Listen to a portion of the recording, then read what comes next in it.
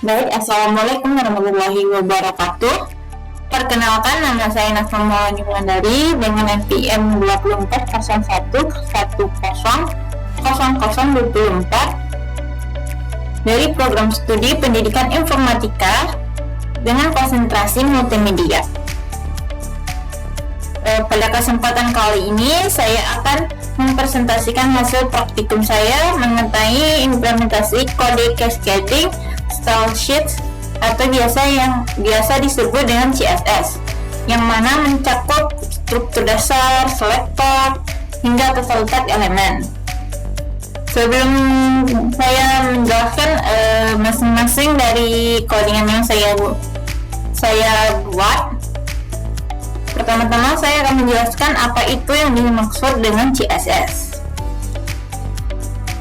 CSS sendiri adalah singkatan dari Cascading Style Sheet atau biasa disebut dengan CSS, yaitu bahasa yang digunakan untuk mengatur tampilan dan desain halaman web. Nah, istilah cascading sendiri berarti aturan gaya yang mengalir ke bawah. Artinya aturan gaya akan diterapkan secara berurutan dan bisa menimpa aturan sebelumnya jika ada kesamaan. Untuk fungsi utamanya sendiri itu adalah memisahkan konten dari tampilan visualnya, sehingga kita bisa mengatur warna, font, ukuran, dan posisi elemen secara lebih rapi, seragam, dan efisien. Baik, sekarang saya akan menjelaskan script yang telah saya buat dari pembelajaran tentang CSS. Untuk bagian pertama itu ada yang namanya struktur CSS. Pada bagian ini itu ditunjukkan untuk struktur dasar penulisan CSS, yang mana individu menggunakan selector body untuk memilih seluruh area halaman web, yang kemudian diterapkan properti background color atau biasanya ini untuk mengubah warna latar belakang menjadi abu-abu muda sebagai tampilan dasar website. Nah, untuk yang kedua yaitu aturan penulisan CSS. Untuk aturan penulisan CSS ini ditujukan untuk aturan penulisan yang terdiri dari selektor, property, dan value. Nah, di sini ada namanya selector P, yang mana digunakan untuk memilih semua elemen paragraf, lalu diatur agar teks berwarna merah yang diprint dengan perintah yaitu color red. Dan untuk ukurannya sendiri itu menggunakan ukuran huruf 16 pixel melalui perintah font size 16 pixel, di mana setiap perintah diakhiri dengan yang namanya titik koma. Yang ketiga itu ada yang namanya sintaks CSS. Pada sintaks CSS ini itu untuk mempertegas pemahaman mengenai sintaks standar CSS. Nah, di sini tuh selektornya itu adalah H1 yang menjadi teks heading utama, yang kemudian diberikan gaya berupa warna teks biru, dan ukuran fontnya adalah 20 pixel, yang menunjukkan bahwa pola penulisan selektor dalam kurung property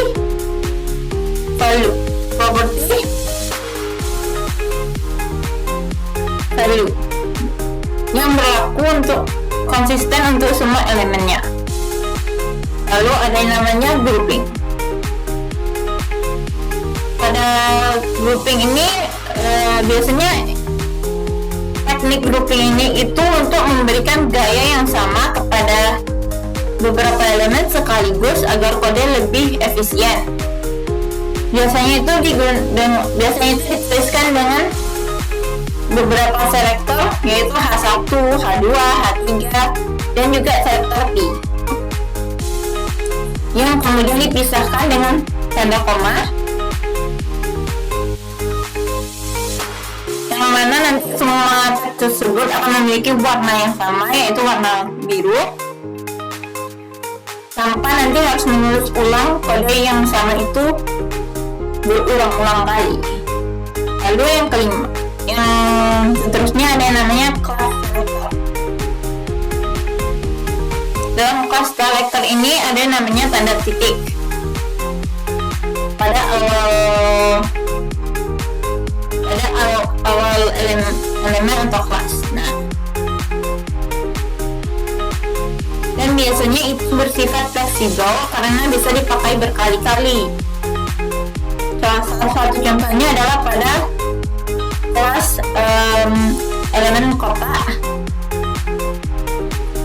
yang diatur dengan ukuran lebarnya itu 200 pixel dan tingginya atau height-nya itu adalah 100 pixel. Lalu latar belakangnya itu mereka memberi background colornya itu adalah warna green, hijau, dan dilanjutkan dengan warna tulisan atau color text-nya itu adalah white. Selain itu juga ini pada kelas selektornya itu diberikan yang namanya padding, yaitu sebesar 10 pixel, sehingga nanti akan terbentuk yang namanya elemen kotak yang rapi. Lalu kita beralih ke ID selector. Di ID selector ini tanda pagar itu biasanya bersifat unik, yang artinya hanya boleh digunakan untuk satu elemen saja. Pada selector ID ini itu elemen yang digunakan adalah elemen ID judul. Nah, di situ diatur nantinya teksnya ini akan berwarna merah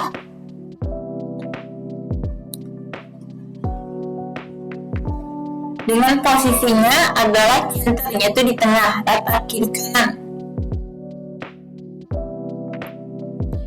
yang biasanya digunakan untuk memberi identitas khusus pada judul utama.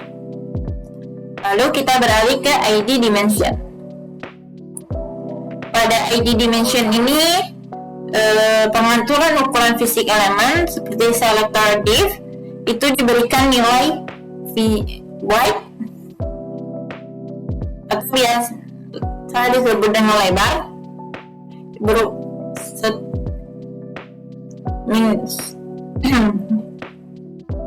sebesar 200 pixel, kemudian untuk height-nya atau tingginya itu sebesar 100 pixel, yang nanti berfungsi untuk menentukan besar kecilnya tampilan kotak tersebut agar tata letak menjadi lebih terkontrol dan presisi. Berikut ada yang namanya padding. Untuk padding sendiri itu bisa disebut ruang kosong yang nanti terletak di antara konten dan garis tepi halaman, yang mana itu nanti perintahnya adalah padding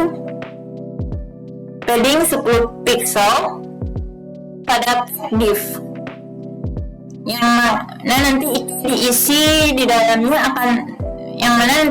dalamnya itu akan menjorok ke dalam sejauh 10 pixel, sehingga konten nanti tidak menempel terlalu rapat pada batas pinggiran. Selanjutnya kita akan beralih pada float. Untuk float sendiri ini itu berfungsi untuk mengatur posisi elemen agar bisa melayang secara horizontal. Pada elemen gambar, nilai left itu membuat gambar menempel di sisi sebelah kiri sehingga teks yang lain itu bisa mengelilinginya. Kemudian ditambah dengan margin right sebesar 10 pixel untuk memberikan jarak pemisah agar tampilan tidak terlalu padat. Yang terakhir ada yang namanya box model. Untuk box model sendiri ini itu biasanya untuk menjelaskan bahwa setiap elemen HTML tersusun seperti kotak yang terdiri dari lapisan-lapisan pada kelas box. Kemudian terdapat juga pengaturan ukuran konten, yaitu width, dan height, jarak dalam yaitu padding, garis tepi yaitu border, tebal dengan ketebalan yaitu 2 piksel berwarna hitam, serta jarak luar yaitu margin sebesar 20 piksel. Yang nanti semuanya ini akan bekerja sama untuk mengatur tata letak visual secara menyeluruh. Baik, sekian dari presentasi saya mengenai penerapan kode CSS ini. Mohon maaf apabila ada kesalahan dalam penyampaian maupun penulisan kode. Terima kasih atas perhatian Bapak dan teman-teman sekalian. Wassalamualaikum warahmatullahi wabarakatuh.